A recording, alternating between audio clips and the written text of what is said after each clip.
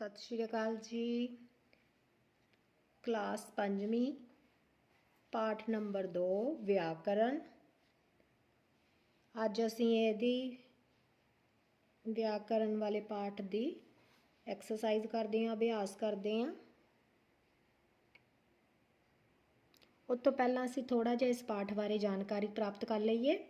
पहला असीं कर लैंदे कि व्याकरण आ। व्याकरण है कि किसी भाषा नूं शुद्ध रूप विच वरतन लई मौजूद नियमां दे समुच नूं व्याकरण आखदे हन। ते व्याकरण दे अगे इहदे विच इन्हां ने भाग दस्से आ। व्याकरण दे 4 भाग आ। पहला हैगा वर्ण बोध जां असीं इहनूं अखर बोध कहंदे आ। व्याकरण दे इस भाग विच सारे वर्णां लगा लगाखर ਅਤੇ अर्ध ਸਵਰਨਾਂ ਦੇ ਨਿਯਮਾਂ ਸੰਬੰਧੀ ਦੱਸਿਆ ਜਾਂਦਾ ਆ। ਅੱਗੇ ਅਸੀਂ ਕਰਦੇ ਹਾਂ ਸ਼ਬਦ ਬੋਧ ਨੰਬਰ 2 ਤੇ। ਵਿਆਕਰਨ ਦੇ ਇਸ ਭਾਗ ਵਿੱਚ ਵਰਨਾਂ ਤੋਂ ਸ਼ਬਦ ਬਣਾਉਣ ਤੇ ਉਹਨਾਂ ਦੀਆਂ ਕਿਸਮਾਂ ਬਾਰੇ ਦੱਸਿਆ ਜਾਂਦਾ ਆ। ਅੱਖਰਾਂ ਨੂੰ ਜੋੜ ਕੇ ਸ਼ਬਦ ਬਣਾਏ ਜਾਂਦੇ ਆ। ਜਿੱਦਾਂ ਅਸੀਂ ਲਿਖਿਆ ਇੱਥੇ ਰਮਨ, ਦਰਪਨ। ਅਸੀਂ ਛੋਟੇ ਹੁੰਦੇ ਪੜ੍ਹਦੇ ਹੁੰਦੇ ਸੀ ਜਿੱਦਾਂ ਘੱਗਾ ਰਾਰਾ ਕਰ। ਇਹ ਕੀ ਆ? ਇਹਨਾਂ ਨੂੰ ਅਸੀਂ ਬੋਲਦੇ ਹਾਂ ਸ਼ਬਦ ਬੋਧ।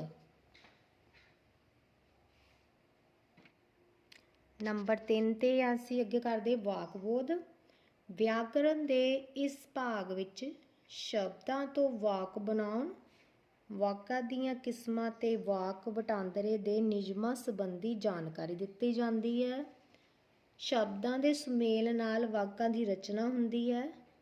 ਜਿੱਦਾਂ ਇੱਥੇ ਦੇਖੋ ਇਹਨਾਂ ਨੇ ਸਾਨੂੰ ਇਹਦੀ ਉਦਾਹਰਨ ਦਿੱਤੀ ਆ, ਬੱਚਾ ਸੋ ਰਿਹਾ ਹੈ, ਡਰਾਈਵਰ ਗੱਡੀ ਚਲਾ ਰਿਹਾ ਹੈ।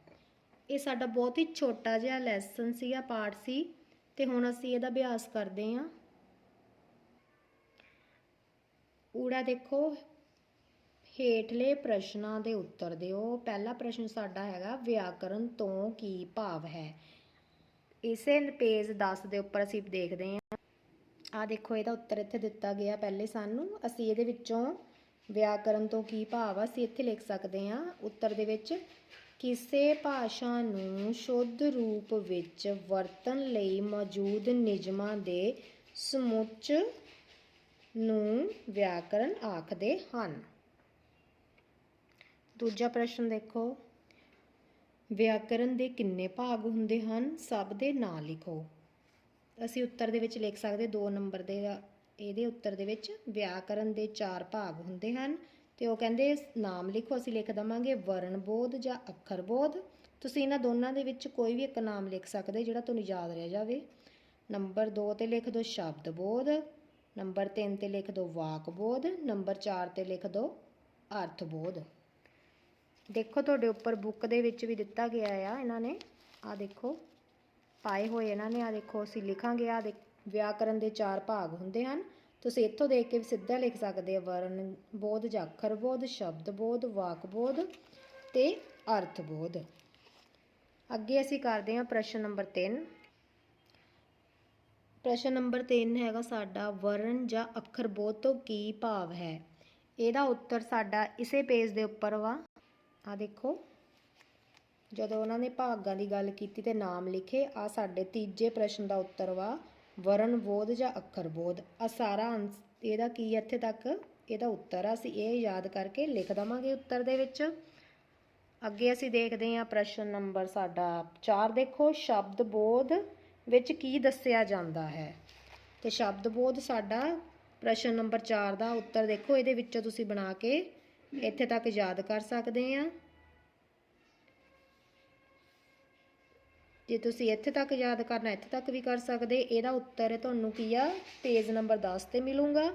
ਤੇ ਪੰਜਵਾਂ ਹੈਗਾ ਵਾਕ ਬੋਧ ਵਿੱਚ ਕੀ ਦੱਸਿਆ ਗਿਆ ਹੈ। ਪ੍ਰਸ਼ਨ ਨੰਬਰ 5 ਦੇਖੋ। ਤੇ ਪ੍ਰਸ਼ਨ ਨੰਬਰ 5 ਵਿੱਚ ਦੇਖਦੇ ਹਾਂ ਵਿਆਕਰਨ ਦੇ ਇਸ ਭਾਗ ਵਿੱਚ ਸ਼ਬਦਾਂ ਤੋਂ ਵਾਕ ਬਣਾਉਣ, ਵਾਕਾਂ ਦੀਆਂ ਕਿਸਮਾਂ ਤੇ ਵਾਕ ਵਟਾਂਦਰੇ ਦੇ ਨਿਯਮਾਂ ਬਾਰੇ ਜਾਣਕਾਰੀ ਦਿੱਤੀ ਜਾਂਦੀ ਹੈ। ਇੱਥੇ ਤੱਕ ਤੁਸੀਂ ਕਰ ਸਕਦੇ ਹੈ ਤੱਕ।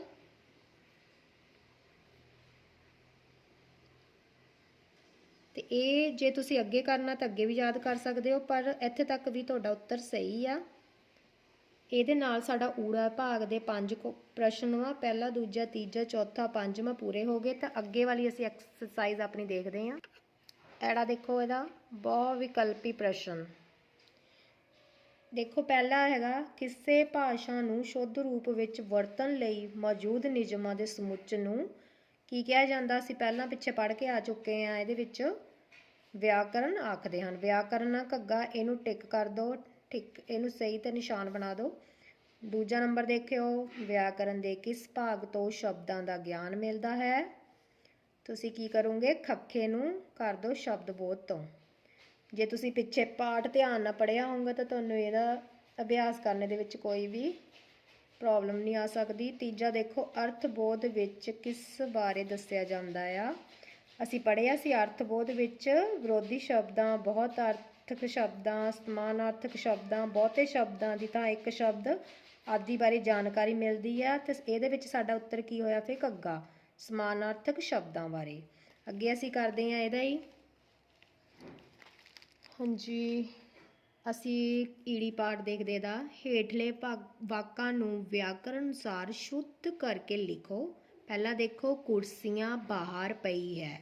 ਕੁਰਸੀਆਂ ਨਹੀਂ ਆਊਗਾ, ਇੱਥੇ ਆਊਗਾ ਕੁਰਸੀ ਬਾਹਰ ਪਈ ਹੈ।